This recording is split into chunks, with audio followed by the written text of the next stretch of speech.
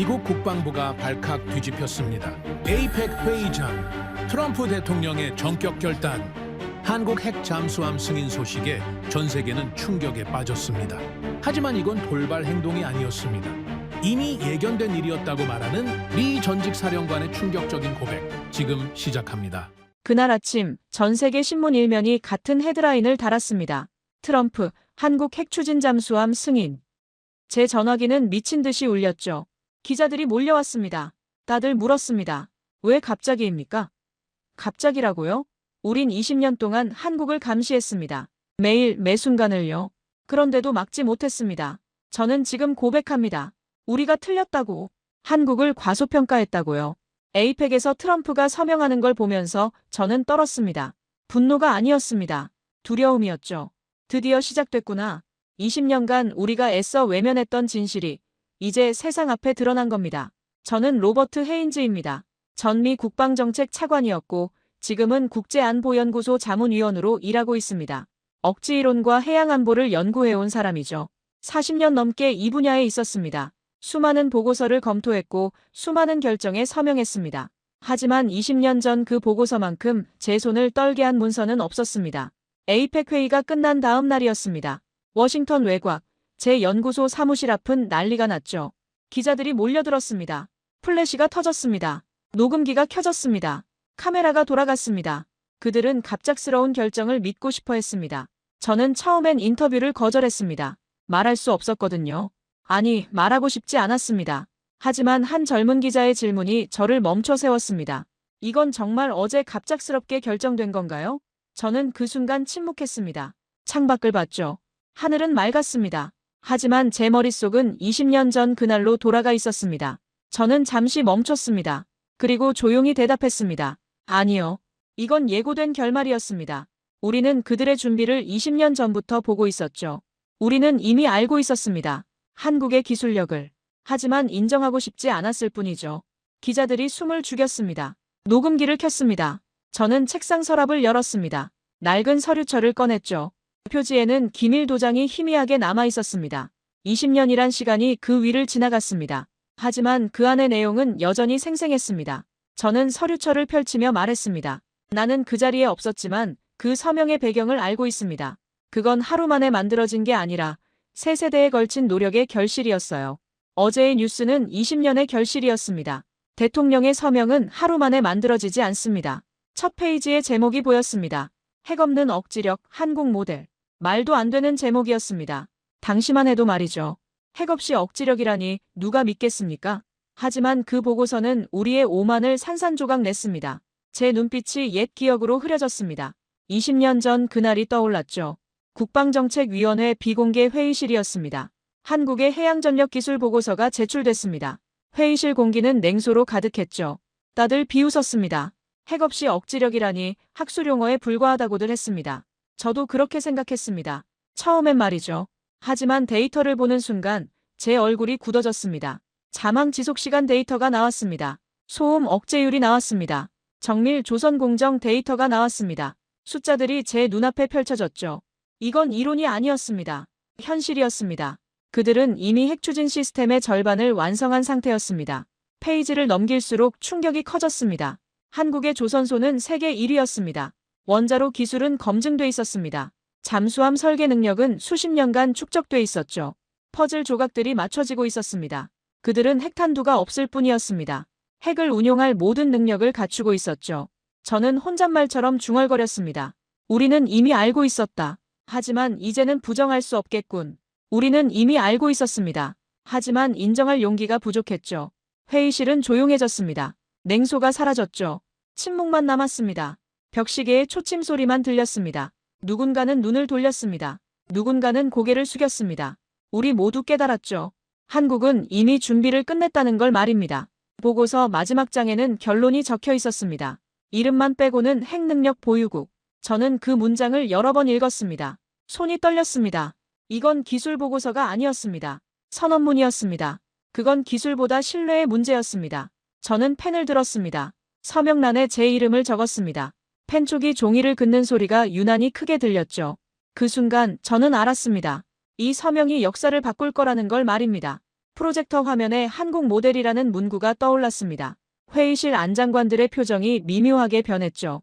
누군가는 여전히 회의적이었습니다. 누군가는 놀라움을 감추지 못했습니다. 하지만 모두가 인정할 수밖에 없었습니다.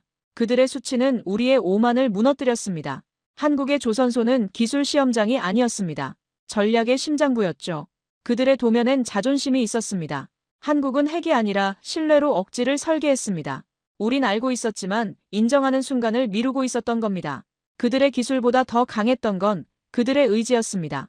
보고서에 기밀 도장이 찍혔습니다. 저는 서류철을 덮었습니다. 회의실을 나섰죠.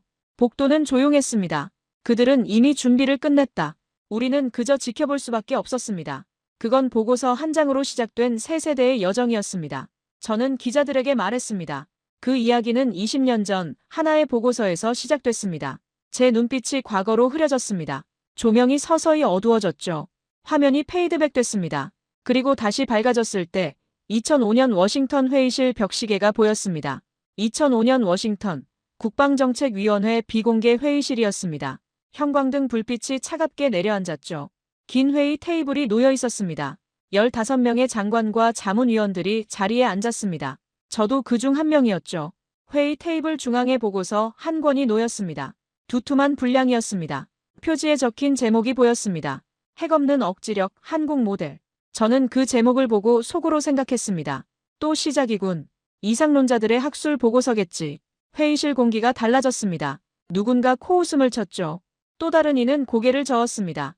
옆자리 동료가 작게 속삭였습니다. 핵이 없는 억지라니 말이 되냐고요.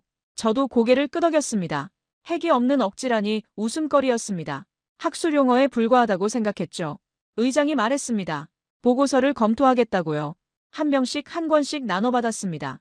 저는 보고서를 펼쳤습니다. 무거웠습니다. 200페이지가 넘었죠. 첫 페이지를 넘겼습니다. 서론이 나왔습니다. 한국의 해양전력 분석이라고 적혀 있었죠. 저는 대충 훑었습니다. 별 관심이 없었거든요. 하지만 다음 페이지를 넘기는 순간 제 손이 멈췄습니다. 데이터였습니다. 구체적인 숫자들이 나열돼 있었죠. 자망 지속시간 데이터가 첫 번째였습니다. 72시간, 96시간, 120시간. 이건 예측값이 아니었습니다. 실제 측정값이었습니다. 한국 잠수함의 실제 자망 기록이었죠.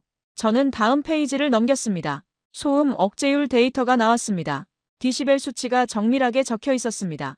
일반 디젤 잠수함 대비 소음이 절반 이하였습니다. 믿을 수 없는 수치였죠. 또 넘겼습니다. 정밀 조선 공정 데이터였습니다. 용접 오차율, 구조 강도, 내압 시험 결과. 모두 구체적인 수치로 나와 있었습니다. 이론이 아니었습니다. 현실이었죠.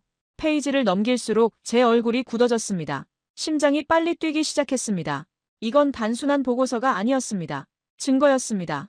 한국이 무엇을 준비하고 있는지 보여주는 증거였죠. 저는 속으로 중얼거렸습니다. 그들은 이미 핵 추진 시스템의 절반을 완성했군. 제 손이 떨렸습니다. 보고서를 놓을 수 없었습니다. 다음 섹션을 펼쳤습니다. 한국의 조선 기술 분석이었습니다. 한국 조선소는 세계 1위였습니다. 이미 알고 있던 사실이었죠. 하지만 그게 전부가 아니었습니다. 보고서에는 더 자세한 내용이 적혀 있었습니다. 한국은 대형 선박 건조 기술을 보유하고 있었습니다. LNG 운반선, 컨테이너선, 유조선 모두 세계 최고 수준이었죠. 그리고 그 기술은 그대로 잠수함에 적용될 수 있었습니다. 정밀 용접 기술, 구조 설계 기술, 압력 제어 기술 모두 동일한 원리였습니다. 다음 페이지에는 원자로 기술 분석이 나왔습니다. 한국은 원자력 발전소를 운영하고 있었습니다. 고밀도 원자로 설계 능력이 검증돼 있었죠. 수십 년간의 운영 경험이 축적돼 있었습니다. 그 기술은 소형 원자로로 전환될 수 있었습니다. 잠수함용 추진 원자로로 말이죠. 저는 숨이 막혔습니다. 퍼즐 조각들이 맞춰지고 있었습니다. 조선 기술, 원자로 기술, 자망 기술 세 가지가 완벽하게 결합되고 있었죠. 그들은 핵탄두가 없을 뿐이었습니다. 핵을 운용할 모든 능력을 갖추고 있었습니다. 저는 페이지를 계속 넘겼습니다. 데이터가 쏟아졌습니다. 설계도가 나왔습니다. 시뮬레이션 결과가 나왔습니다. 회의실은 조용했습니다. 처음의 냉소는 사라졌습니다. 모두가 보고서에 집중하고 있었습니다. 아무도 말하지 않았죠. 페이지 넘기는 소리만 들렸습니다. 벽시계의 초침 소리가 들렸습니다. 째깍째깍. 시간이 흘렀습니다. 30분이 지났습니다. 1시간이 지났습니다. 하지만 아무도 고개를 들지 않았죠. 저는 동료를 쳐다봤습니다. 그의 얼굴도 굳어 있었습니다. 저와 같은 표정이었죠. 옆자리 장관도 마찬가지였습니다. 모두가 충격을 받고 있었습니다. 저는 혼잣말처럼 중얼거렸습니다. 우리는 이미 알고 있었다. 하지만 이제는 부정할 수 없겠군. 동료들에게 말하지 못했습니다. 말할 수가 없었죠. 프로젝터가 켜졌습니다. 화면에 한국 모델이라는 문구가 떠올랐습니다. 글자가 확대됐습니다. 회의실 벽 전체를 채웠죠. 그 순간 모두의 시선이 화면으로 향했습니다. 회의실 안장관의 표정이 미묘하게 변했습니다. 누군가는 여전히 회의적이었습니다. 고개를 가로저었죠. 하지만 대부분은 놀라움을 감추지 못했습니다. 입을 다물지 못했습니다. 그들의 수치는 오만을 무너뜨렸습니다. 우리의 자만을 깨뜨렸죠. 우린 알고 있었지만 인정하는 순간을 미루고 있었던 겁니다. 이제는 더 이상 미룰 수 없었습니다. 데이터가 모든 걸 말해주고 있었으니까요. 저는 보고서 마지막 장을 펼쳤습니다. 결론이 적혀 있었습니다. 이름만 빼고는 핵능력 보유국. 의미는 명확했습니다. 한국은 핵무기만 없을 뿐 나머지는 모두 갖췄다는 뜻이었죠. 저는 그 문장을 여러 번 읽었습니다. 한 글자 한 글자 곱씹었습니다. 손이 떨렸습니다. 이건 기술 보고서가 아니었습니다. 선언문이었습니다. 새로운 억지의 정의였죠. 한국은 핵이 아니라 신뢰로 억지를 설계했습니다. 의장이 말했습니다. 서명이 필요하다고요. 이 보고서를 공식 문서로 인정하겠느냐고 물었습니다. 저는 펜을 집었습니다. 망설였습니다. 하지만 선택의 여지가 없었습니다. 이건 사실이었으니까요. 저는 서명란에 제 이름을 적었습니다. 펜촉이 종이를 긋는 소리가 회의실에 울렸습니다. 조용한 공간에서 그 소리는 유난히 크게 들렸죠. 한 명씩 서명했습니다. 펜 소리가 계속 이어졌습니다. 그 보고서는 계산이 아니라 결심이었습니다. 그들의 도면엔 자존심이 있었습니다. 한국의 조선소는 기술 시험장이 아니라 전략의 심장부였죠. 우리는 그걸 인정할 수밖에 없었습니다. 마지막 서명이 끝났습니다. 보고서가 닫혔습니다. 기밀 도장이 찍혔습니다. 쾅! 소리가 울렸죠. 회의실 조명 하나가 깜빡였습니다. 저는 서류를 바라봤습니다. 20년 뒤 이 서류가 어떤 의미를 갖게 될지 그때는 몰랐습니다. 회의가 끝났습니다. 사람들이 일어났습니다. 복도로 나갔죠. 저도 회의실을 나섰습니다. 복도는 조용했습니다. 하지만 제 머릿속은 시끄러웠죠.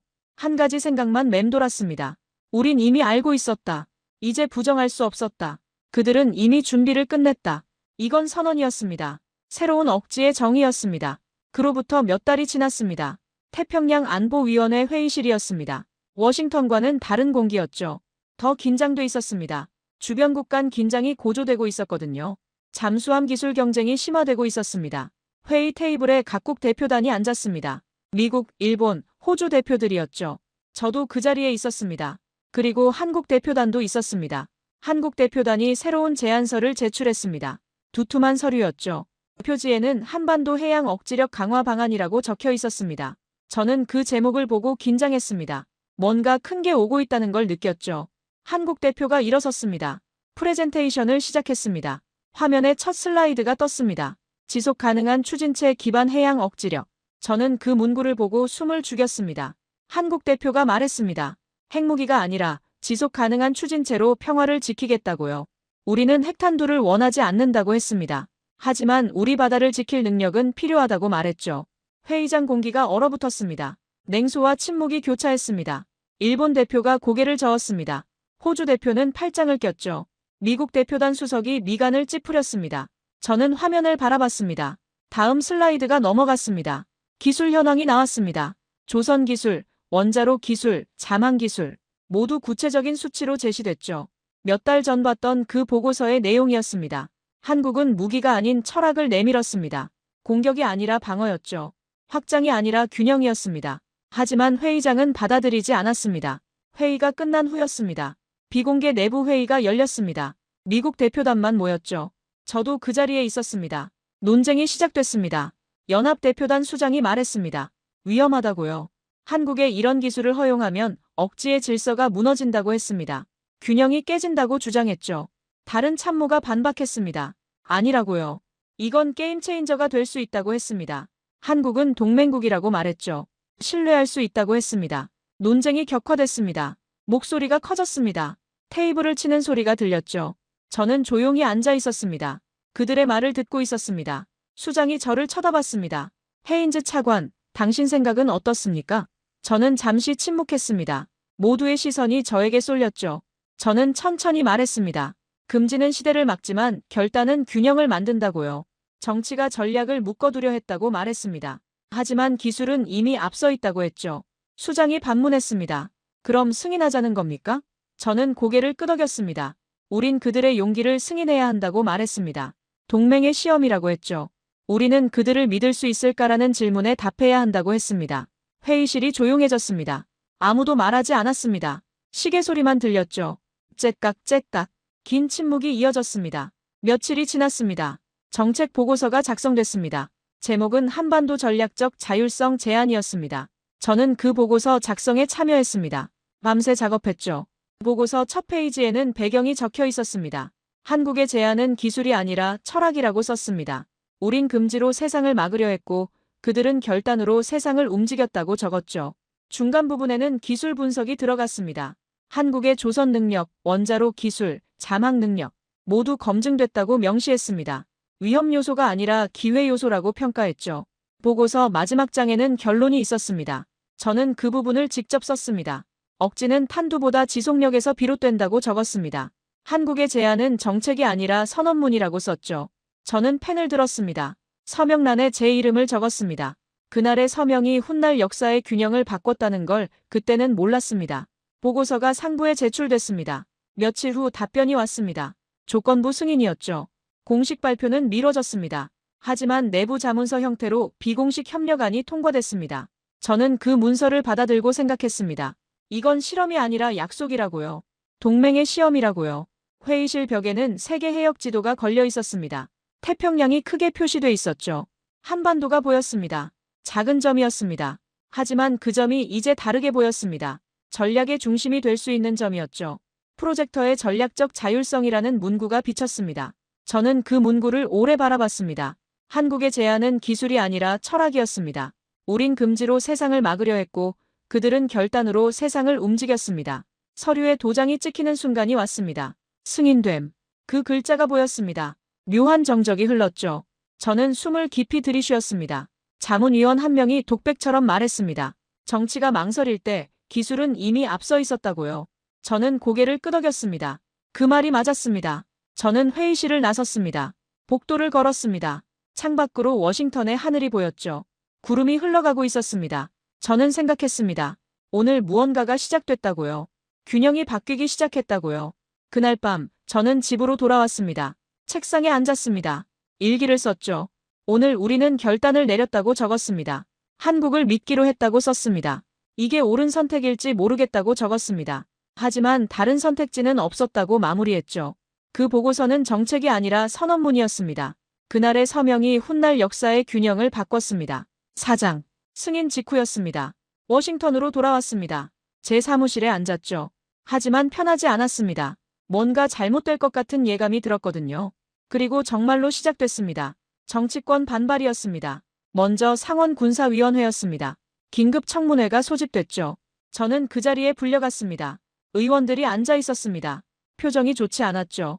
한 의원이 일어섰습니다. 목소리를 높였습니다. 한국의 기술을 허용하면 억지의 질서가 무너진다고 주장했죠. 이건 위험한 선례라고 했습니다. 다른 나라들도 요구할 거라고 말했습니다. 또 다른 의원이 가세했습니다. 새로운 군비 경쟁의 불씨라고 비난했죠. 우리가 판도라의 상자를 연 거라고 했습니다. 통제할 수 없게 될 거라고 경고했습니다. 언론도 움직였습니다. 다음 날 아침 신문 일면에 헤드라인이 떴습니다. 새로운 군비 경쟁의 그림자. 저는 그 기사를 읽었습니다. 제 이름이 거론됐죠. 무책임한 결정을 주도한 인물이라고 적혀 있었습니다. 방송도 다뤘습니다. 토론 프로그램에서 전문가들이 나와 비판했죠. 한국을 신뢰할 수 없다고 했습니다. 기술이 유출될 수 있다고 경고했습니다. 저는 회의실로 불려갔습니다. 동료들이 앉아 있었습니다. 분위기가 차가웠죠. 누군가 말했습니다. 그건 위험한 신뢰야. 저는 대답했습니다. 그래도 난 그 신뢰를 택했다고요. 또 다른 동료가 반박했습니다. 정치적 부담이 너무 크다고 했죠. 철회를 고려해야 한다고 주장했습니다. 저는 고개를 저었습니다. 철회는 없다고 말했습니다. 논쟁이 이어졌습니다. 1시간이 지났습니다. 2시간이 지났습니다. 하지만 결론은 나지 않았죠. 회의는 결렬됐습니다. 저는 점점 고립됐습니다. 복도에서 동료를 마주쳤습니다. 그들은 눈을 피했죠. 인사도 하지 않았습니다. 식당에서 혼자 밥을 먹었습니다. 아무도 같이 앉지 않았거든요. 회의실에서도 마찬가지였습니다. 제가 발언하면 침묵이 흘렀죠. 동조하는 사람이 없었습니다. 저는 외로웠습니다. 하지만 흔들리지 않았습니다. 밤에 집으로 돌아왔습니다. 책상에 앉았습니다. 창밖을 봤죠. 어두웠습니다. 별이 보이지 않았습니다. 저는 생각했습니다. 내가 틀렸나? 하지만 곧 고개를 저었습니다. 아니다. 나는 옳다. 신뢰는 늘 정치보다 느립니다. 비난은 많았지만 저는 흔들리지 않았습니다. 며칠이 지났습니다. 청문회가 또 열렸습니다. 이번엔 더 거셌죠. 의원들이 저를 몰아붙였습니다. 책임을 물었습니다. 사퇴를 요구하기도 했습니다. 저는 조용히 앉아 있었습니다. 그들의 말을 들었습니다. 반박하지 않았죠. 하지만 마지막에 한마디 했습니다. 이건 실험이 아니라 약속입니다. 동맹의 약속이죠. 우리는 한국을 믿기로 했습니다. 그 결정을 번복할 수 없습니다. 회의장이 술렁였습니다. 의원들이 웅성거렸죠. 의장이 망치를 두드렸습니다. 조용히 하라고 했습니다. 청문회가 끝났습니다. 저는 회의장을 나섰습니다. 기자들이 몰려들었죠. 질문을 쏟아냈습니다. 저는 대답하지 않았습니다. 그냥 지나갔습니다. 차를 타고 사무실로 돌아왔습니다. 책상에 앉았습니다. 서류가 쌓여 있었죠. 하지만 볼 기력이 없었습니다. 그냥 창밖을 바라봤습니다. 해가 지고 있었습니다. 하늘이 붉게 물들었죠. 저는 생각했습니다. 언젠가 이 결정이 옳았다고 증명될 날이 올 것이다. 그때까지 견뎌야 한다. 며칠 후 비공개 회의가 열렸습니다. 국방부 고위 관계자들만 모였죠. 저도 그 자리에 있었습니다. 의제는 명확했습니다. 한국협력안을 철회할 것인가? 정치적 압박이 너무 크다는 게 이유였죠. 한 명씩 의견을 냈습니다. 대부분 철회 쪽이었습니다. 위험 부담이 크다고 했죠. 정치적으로 감당할 수 없다고 말했습니다.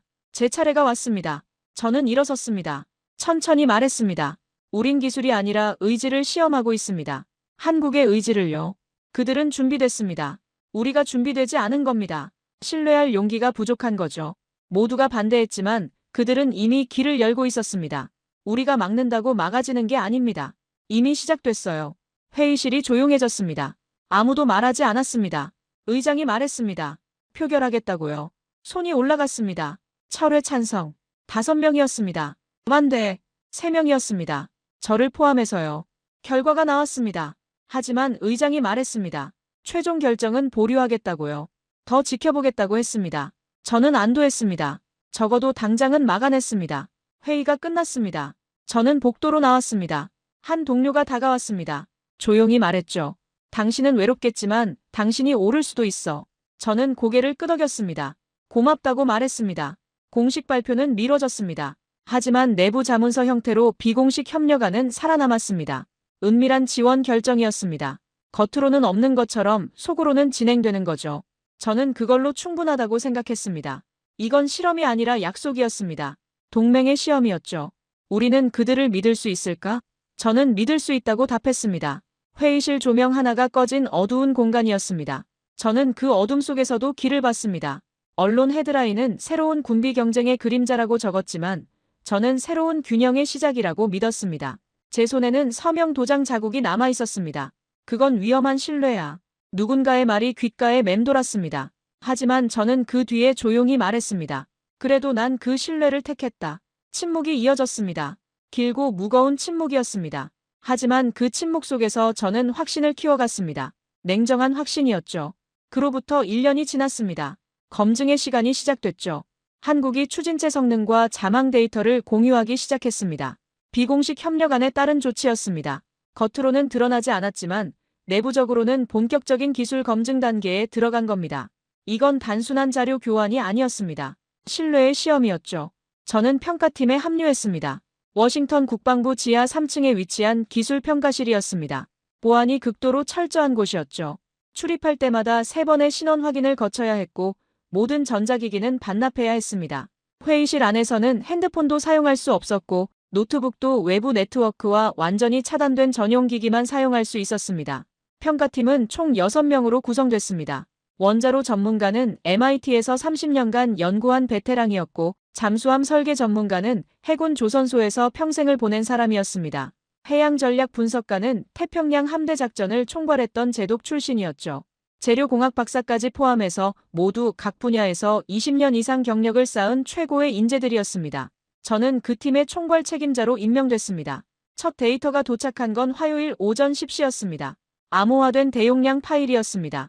용량만 해도 15GB에 달했죠. 우리는 즉시 회의실에 모였습니다. 보안 프로토콜에 따라 파일을 복호화하는 데만 20분이 걸렸습니다. 컴퓨터 화면에 복호화된 데이터가 하나씩 떠오르기 시작했죠. 모두가 숨을 죽이고 스크린을 바라봤습니다. 첫 번째는 추진체 출력 데이터였습니다. 복잡한 그래프와 수치들이 화면을 가득 채웠습니다.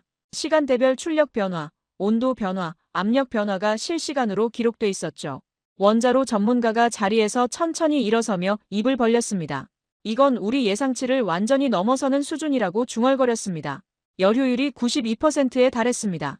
기존 시스템이 보통 75에서 78% 정도였으니 무려 15% 가까이 높은 수치였죠. 이건 단순히 높은 게 아니었습니다. 이론적 한계에 근접한 수준이었습니다. 원자로 전문가가 말했습니다. 이 정도 효율을 내려면 수십 년간의 운전, 데이터 축적과 미세 조정이 필요하다고 하루아침에 나올 수 있는 수치가 아니라고 했습니다. 잠수함 설계 전문가가 다음 페이지를 넘겼습니다. 화면에 자망 지속 데이터가 나타났습니다. 240시간이라는 숫자가 크게 표시돼 있었죠.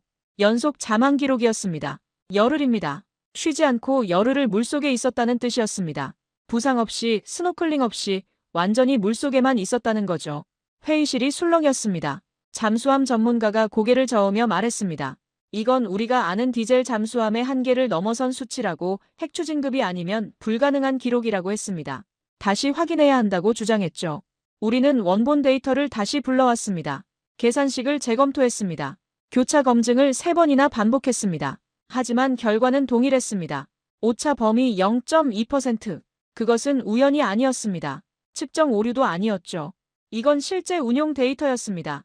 한국 잠수함이 실제로 바닷속에서 열흘을 버텼다는 증거였습니다. 저는 그 순간 깨달았습니다. 그들의 엔진은 숫자 대신 신뢰로 돌아가고 있었다는 걸 말입니다. 기술만으로는 절대 이런 결과가 나올 수 없었습니다.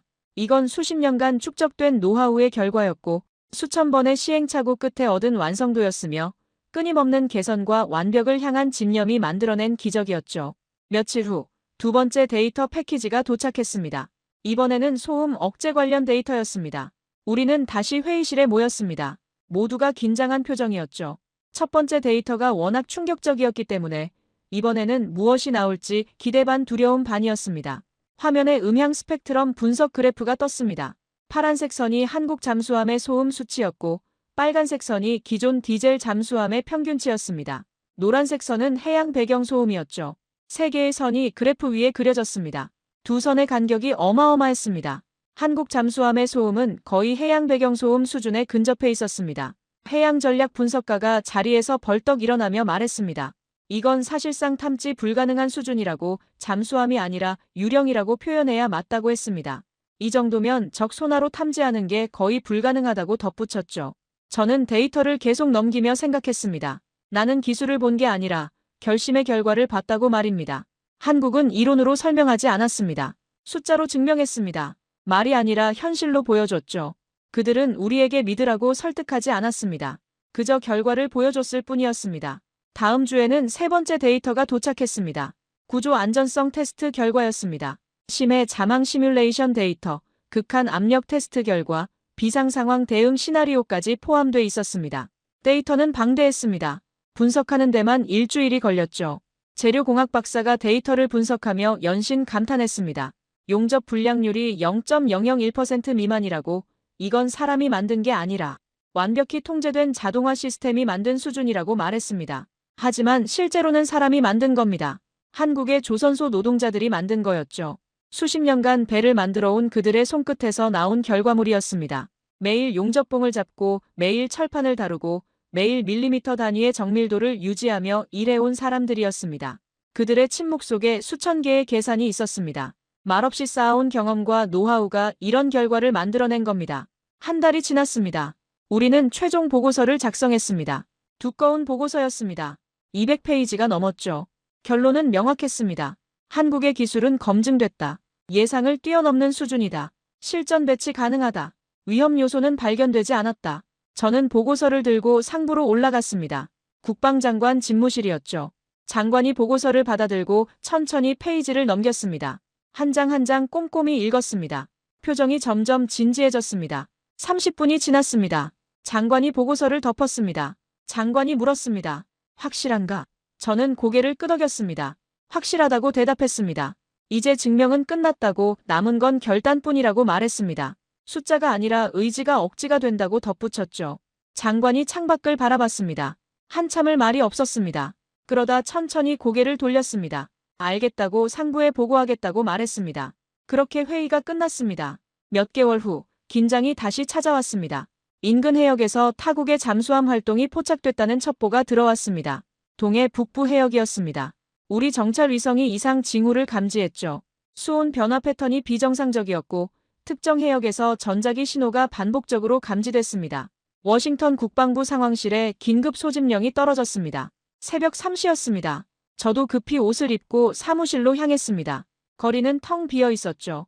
차를 몰며 불안감이 엄습했습니다. 뭔가 큰일이 터질 것 같았습니다. 상황실에는 이미 15명의 관계자들이 모여 있었습니다. 정보국장, 군사작전국장, 해군참모차장, 그리고 각 분야 전문가들이었죠. 스크린에는 해역 지도가 떠 있었고 빨간 점 하나가 천천히 깜빡이고 있었습니다. 그 점이 심상치 않아 보였습니다. 정보국 브리핑이 시작됐습니다. 담당관이 레이저 포인터로 화면을 가리키며 설명했습니다.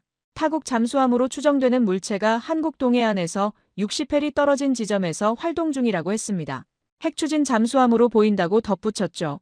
크기로 보아 공격형 잠수함일 가능성이 높다고 했습니다. 움직임이 평소와 달랐습니다. 단순 통과가 아니었죠. 특정 해역을 반복해서 순찰하는 패턴이었습니다. 뭔가를 탐색하는 듯 했습니다. 아니면 의도적으로 존재를 과시하는 것일 수도 있었습니다. 어느 쪽이든 좋지 않았습니다. 회의실 분위기가 무거워졌습니다. 한 번의 오판이 대양을 뒤흔든다는 걸 우리 모두 알고 있었습니다. 잠수함 충돌 사고는 국제적 위기로 번질 수 있었습니다. 특히 이 민감한 시기에는 더욱 그랬죠.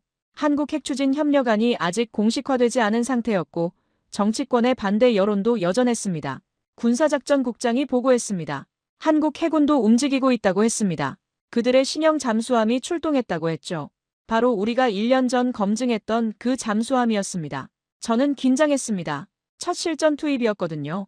데이터로 본 것과 실제 작전은 다른 문제였습니다. 며칠이 지났습니다. 상황은 계속됐습니다. 타국 잠수함은 여전히 그 해역에 머물러 있었습니다. 한국 잠수함도 추적 중이었습니다. 우리는 매일 아침 상황실에 모여 브리핑을 받았습니다. 밤에도 두세 번씩 급보가 날아왔죠. 잠을 제대로 잘 수 없었습니다. 긴장이 계속 고조됐습니다. 그러던 중 워싱턴에서 회의가 소집됐습니다. 국방정책위원회 긴급회의였습니다. 의제는 명확했습니다. 한국 핵추진 협력 승인 보류론이었습니다. 일부 위원들이 다시 문제를 제기한 겁니다. 현재 위기 상황을 빌미로 삼았죠. 회의실에 들어섰습니다. 이미 반대파들이 자리를 잡고 있었습니다. 표정들이 심상치 않았습니다. 한 위원이 일어나서 말했습니다. 지금 이 위기를 보라고 한국에 이런 기술을 준 게 화근이라고 주장했습니다. 상황을 더 복잡하게 만들었다고 비난했죠. 만약 한국 잠수함이 없었다면 이런 긴장도 없었을 거라고 주장했습니다. 다른 위원도 가세했습니다. 승인을 보류해야 한다고 목소리를 높였습니다. 최소한 이번 위기가 해소될 때까지는 모든 협력을 중단하자고 제안했습니다. 한국이 자극적인 행동을 하지 못하도록 통제해야 한다고 말했죠. 정치는 데이터를 잊었습니다. 1년 전 우리가 확인했던 검증 결과는 이미 머릿속에서 지워진 듯 했습니다. 저는 참고 있었습니다. 하지만 더 이상 참을 수 없었습니다. 자리에서 벌떡 일어섰습니다. 테이블을 손으로 짚었죠. 모두가 저를 쳐다봤습니다. 저는 천천히 하지만 단호하게 말했습니다. 우린 이미 신뢰를 승인했습니다. 1년 전 데이터로 검증했고 결과로 확인했습니다. 지금 위기가 발생했다고 해서 그 신뢰를 철회할 수는 없습니다. 그건 동맹이 아닙니다. 그건 배신입니다. 회의실이 순간 조용해졌습니다. 하지만 반대파는 물러서지 않았습니다. 위기 상황에서는 유연해야 한다고 반박했습니다. 이상과 현실은 다르다고 주장했죠. 계속 압박했습니다. 논쟁이 1시간 넘게 이어졌습니다. 목소리가 높아졌습니다. 테이블을 치는 소리도 들렸습니다. 저는 흔들리지 않았습니다.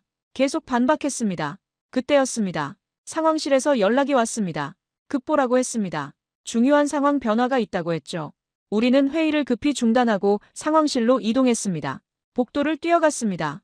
엘리베이터를 타고 내려갔습니다. 상황실 문을 열었습니다. 스크린을 봤습니다.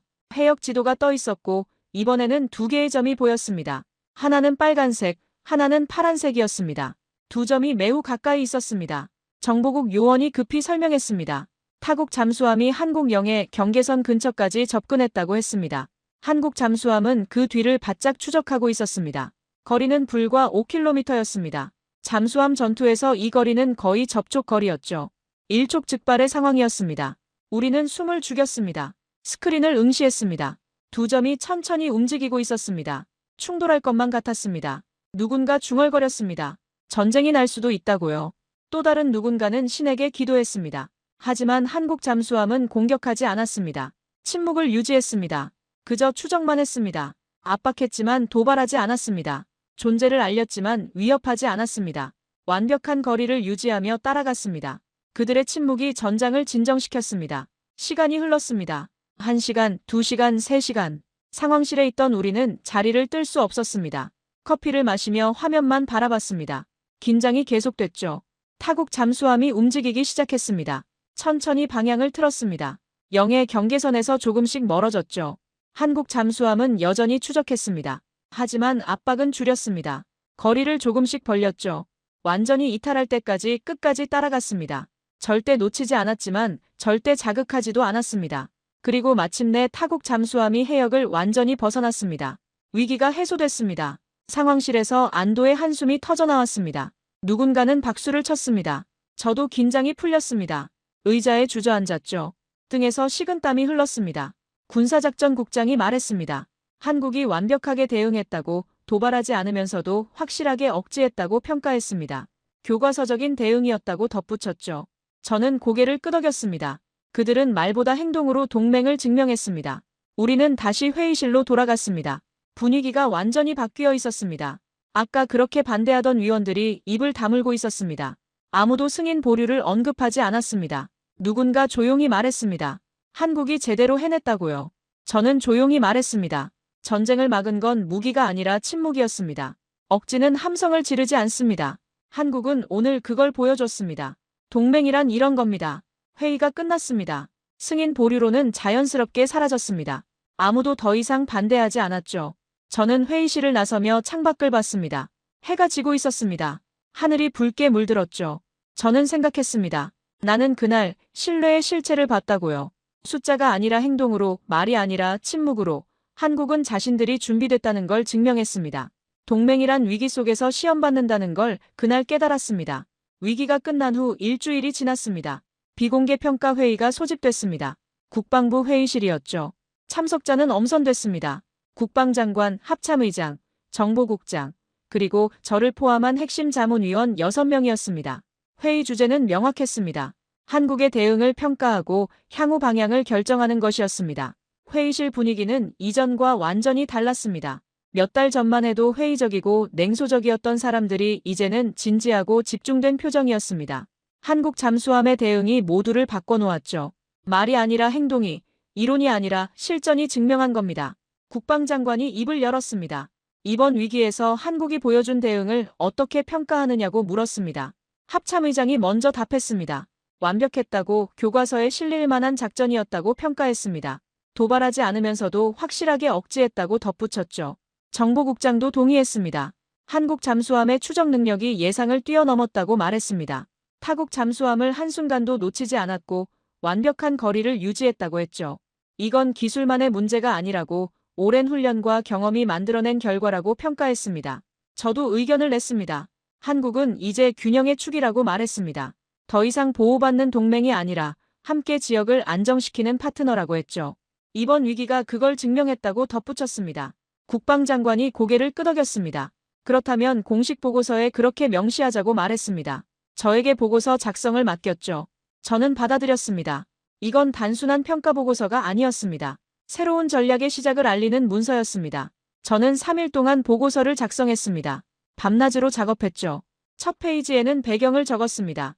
지난 2년간의 검증 과정, 데이터 분석 결과, 그리고 이번 위기 대응을 요약했습니다. 중간 부분에는 평가를 담았습니다. 기술적 측면, 전략적 측면, 외교적 측면을 나눠서 분석했죠. 마지막 장에는 결론을 적었습니다. 한국은 이제 균형의 축이라고 명시했습니다. 인도태평양 전략의 핵심 파트너라고 적었습니다. 균형은 무게가 아니라 신뢰로 완성된다는 문장을 넣었죠. 이건 단순한 수사가 아니었습니다.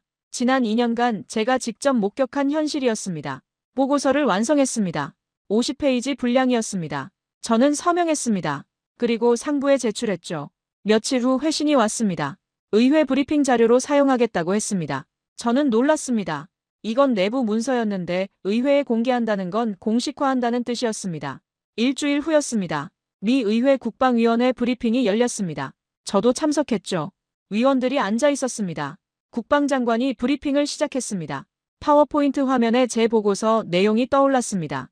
한국의 기술 수준, 검증 결과, 위기 대응 사례가 차례로 소개됐습니다. 위원들이 집중해서 들었습니다. 질문도 나왔죠. 한 위원이 물었습니다. 그렇다면 이제 한국을 핵추진 협력국으로 공식 인정하겠다는 건가요? 국방장관이 답했습니다. 그렇다고 이미 사실상 그 수준에 도달했다고 말했습니다. 이제 공식화할 시점이라고 덧붙였죠. 우린 동맹을 승인한 게 아니라 책임을 공유했다고 설명했습니다. 위원회는 조용했습니다. 반대 의견이 나오지 않았습니다. 몇 달 전만 해도 격렬하게 반대하던 사람들이 이제는 침묵했죠. 이번 위기가 모든 걸 바꿔놓았습니다.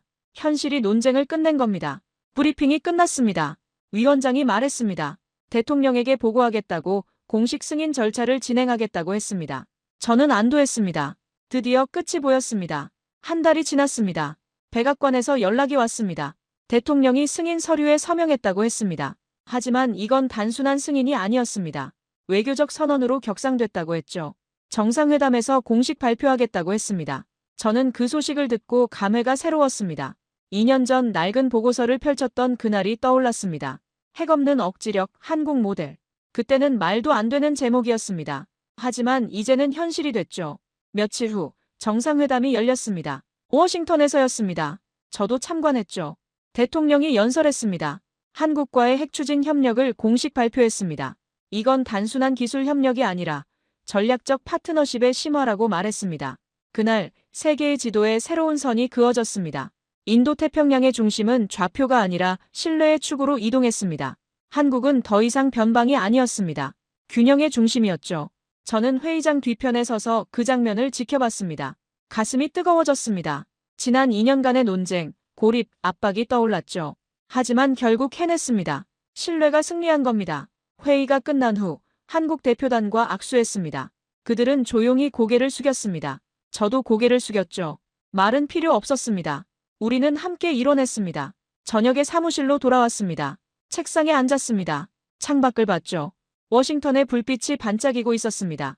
저는 생각했습니다. 그들의 결심이 우리 전략의 기둥이 되었다고요. 승인은 협정의 끝이 아니라 균형의 시작이었습니다. 이제 새로운 장이 펼쳐집니다. 한국은 더 이상 보호받는 동맹이 아닙니다. 함께 바다를 지키는 파트너입니다. 저는 서랍에서 2년 전 그 보고서를 꺼냈습니다. 낡은 표지를 쓰다듬었죠. 핵없는 억지력, 한국 모델. 이제 이 제목은 현실이 됐습니다. 한국은 핵이 아니라 신뢰로 억지를 완성했습니다. 그날 밤 저는 오랜만에 편히 잠들었습니다. 2년간의 긴장이 풀렸습니다. 꿈을 꿨죠. 바다가 보였습니다. 잔잔한 바다였습니다. 그 바다 위를 한국 잠수함이 조용히 지나갔습니다. 침묵 속에서 하지만 확실하게 평화를 지키고 있었습니다. 저는 기자들을 바라봤습니다. 녹음기의 빨간 불빛이 여전히 깜빡이고 있었습니다. 제 이야기가 끝나가고 있었죠. 20년 전부터 시작된 긴 여정이 어제 에이펙에서 트럼프의 서명으로 마침표를 찍었습니다. 하지만 이건 끝이 아니었습니다. 새로운 시작이었죠. 한 기자가 손을 들었습니다. 질문이 있다고 했습니다. 저는 고개를 끄덕였습니다. 그 기자가 물었습니다. 차관님, 그렇다면 왜 20년이 지난 지금 이 이야기를 하시는 겁니까? 왜 그때 말하지 않으셨습니까? 저는 잠시 침묵했습니다. 창밖을 봤습니다. 워싱턴의 하늘이 맑았습니다. 구름 한 점 없었죠. 저는 천천히 대답했습니다. 이건 비밀이 아니기 때문입니다. 후대가 알아야 할 역사니까요. 20년 전 그 보고서는 기밀이었습니다. 공개할 수 없었죠. 하지만 어제 트럼프 대통령이 서명하면서 모든 게 바뀌었습니다. 이제는 숨길 이유가 없습니다. 오히려 말해야 할 의무가 생겼죠. 또 다른 기자가 물었습니다. 20년간 침묵하기 힘들지 않으셨습니까? 저는 쓴웃음을 지었습니다. 힘들었다고 대답했습니다. 특히 반대 여론이 거셀 때, 고립됐을 때, 모두가 저를 의심할 때 가장 힘들었다고 말했습니다. 하지만 저는 알고 있었습니다. 언젠가 진실이 드러날 거라는 걸요. 젊은 여기자가 질문했습니다. 그렇다면 한국에 대해 어떻게 생각하십니까? 지금도 신뢰하십니까? 저는 주저없이 대답했습니다. 한국은 핵이 아닌 신뢰로 핵심이 되었습니다. 그들은 작지만 단단한 나라였습니다. 20년 전 제가 그 보고서를 봤을 때 저는 놀랐습니다. 하지만 지금 돌이켜보면 놀랄 일이 아니었습니다. 그들은 이미 준비되어 있었으니까요. 기자들이 받아 적었습니다. 펜소리가 회의실에 울렸죠. 저는 계속 말했습니다. 저를 보는 사람마다 묻습니다. 트럼프 대통령의 발표를 보고 놀라웠느냐고요. 그럴 때면 전 언제나 같은 대답을 합니다. 그건 놀라운 결정이 아니라 이미 예정된 일이었습니다. 한국은 오랜 시간 조용히 준비해왔습니다. 핵이 아니라 기술로, 감정이 아니라 신뢰로 스스로의 자격을 증명해온 나라였습니다. 트럼프의 서명은 단지 그것을 공식화했을 뿐입니다. 저는 일어섰습니다. 창가로 걸어갔습니다. 밖을 바라봤죠. 포토맥 강이 보였습니다. 물이 천천히 흘러가고 있었습니다. 저는 그 강을 보며 말했습니다. 그날을 다시 떠올릴 때마다 바다의 색이 달라집니다. 20년 전에는 회색이었습니다. 불확실했죠. 10년 전에는 파란색이었습니다. 희망이 보이기 시작했으니까요. 그리고 지금은 투명합니다. 모든 게 명확해졌습니다. 기자 한 명이 물었습니다. 그렇다면 차관님께서 가장 기억에 남는 순간은 언제입니까? 저는 잠시 생각했습니다. 20년이란 시간이 머릿속을 스쳐 지나갔죠. 여러 순간이 있었습니다.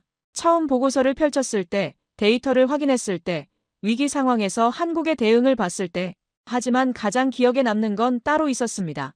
저는 말했습니다. 6년 전 위기였습니다. 타국 잠수함이 한국 근해에 나타났을 때죠. 저는 상황실에서 화면을 보고 있었습니다. 한국 잠수함이 추적하고 있었습니다. 저는 긴장했습니다. 혹시 충돌하지 않을까, 혹시 전쟁으로 번지지 않을까 두려웠죠. 하지만 한국은 침묵했습니다. 공격하지 않았습니다. 압박했지만 도발하지 않았습니다. 그 순간 저는 확신했습니다. 그들은 진정한 동맹이라고, 우리가 신뢰한 게 옳았다고 말입니다. 회의실이 조용해졌습니다. 기자들이 저를 바라봤습니다. 저는 자리로 돌아왔습니다. 앉았습니다. 손을 모았죠. 나는 이제야 말할 수 있습니다. 그들은 이미 준비되어 있었다고요. 20년 전부터, 아니 어쩌면 그보다 더 오래전부터 말입니다. 우리가 인정하지 않았을 뿐이죠. 한 기자가 마지막 질문을 했습니다. 앞으로 한국은 어떻게 될까요? 저는 미소 지었습니다. 한국은 이미 증명했습니다.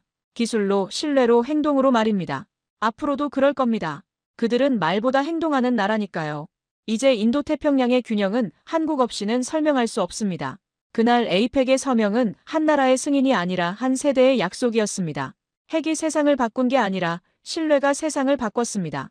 역사는 종이 위가 아니라 결심 속에 기록됩니다. 인터뷰가 끝났습니다. 기자들이 일어났습니다. 악수했습니다. 저는 그들을 배웅했죠. 문을 닫았습니다. 혼자 남았습니다. 저는 다시 창가로 갔습니다. 포토맥 강을 바라봤습니다. 해가 지고 있었죠. 하늘이 붉게 물들었습니다. 아름다웠습니다. 저는 생각했습니다. 제 인생에서 가장 의미 있는 일이 무엇이었을까? 수많은 보고서를 검토했고, 수많은 회의에 참석했고, 수많은 결정에 서명했습니다. 하지만 그중 가장 의미 있는 건 20년 전 그 보고서였습니다. 핵 없는 억지력, 한국 모델. 그때는 말도 안 되는 제목이었습니다. 하지만 지금은 현실입니다. 한국은 증명했습니다. 핵이 없어도 작은 나라라도 신뢰만 있으면 세상을 바꿀 수 있다는 걸 말입니다. 저는 책상으로 돌아왔습니다. 서랍을 열었습니다. 20년 전 그 보고서가 거기 있었습니다. 저는 표지를 쓰다듬었습니다. 낡았지만 소중했습니다. 그날 저는 확신했습니다. 한국의 바다는 이미 핵보다 강한 억지를 품고 있었다고요. 해가 완전히 졌습니다. 어둠이 내렸습니다. 하지만 저는 두렵지 않았습니다. 한국이 바다를 지키고 있었으니까요. 침묵 속에서 하지만 확실하게 말입니다. 저는 불을 껐습니다. 사무실을 나섰습니다. 복도를 걸었습니다. 엘리베이터를 탔습니다. 건물을 나왔습니다. 밤 공기가 차가웠습니다. 저는 하늘을 봤습니다. 별이 반짝이고 있었습니다. 아름다웠습니다. 저는 집으로 향했습니다. 차를 몰며 생각했습니다. 20년이란 시간이 흘렀습니다. 많은 것이 바뀌었습니다. 하지만 변하지 않은 것도 있었습니다. 신뢰였습니다.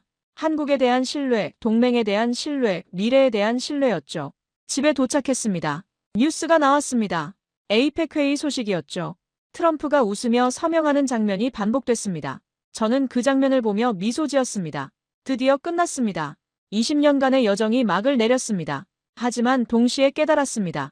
이건 끝이 아니라 시작이라는 걸 말입니다. 한국은 이제 인도태평양의 중심축이 됐습니다. 작은 나라가, 자원도 없는 나라가 오직 기술과 의지만으로 세계의 균형을 바꿔놓았습니다. 저는 창밖을 바라봤습니다. 어둠 속에서도 별들이 반짝이고 있었습니다. 그 별빛처럼 한국도 조용히 빛나고 있었습니다. 소리 없이, 하지만 확실하게 말입니다. 푸른 바다가 떠올랐습니다. 태평양이, 동해가, 그 깊은 바다 아래서 한국 잠수함이 움직이고 있을 겁니다. 핵무기가 아니라 기술로, 위협이 아니라 신뢰로, 함성이 아니라 침묵으로 평화를 지키고 있을 겁니다. 이게 바로 한국이 만들어낸 기적이었습니다. 미국이 허락해서가 아니었습니다. 한국 스스로 자격을 증명했기에 가능한 일이었습니다. 우리는 단지 그 현실을 인정했을 뿐이었죠. 한국의 조선소 노동자들이, 원자로 기술자들이, 해군 장교들이, 그리고 결단을 내린 그들의 지도자들이 20년 넘게 쌓아올린 결과였습니다. 한국의 바다는 이미 핵보다 강한 힘을 품고 있었습니다. 오늘 사연에 대한 여러분의 생각을 댓글로 남겨주세요. 오늘 들려드린 사연에 공감하셨다면 구독과 좋아요 눌러주시고 주변 분들과도 공유해주세요. 여러분의 작은 관심과 응원이 영상 제작에 큰 힘이 됩니다. 오늘도 여러분의 하루의 작은 즐거움이라도 되었기를 바라며 지금까지 감동뭉클이었습니다. 끝까지 시청해주셔서 감사합니다. 다음에 더 감동적인 사연으로 찾아뵙겠습니다.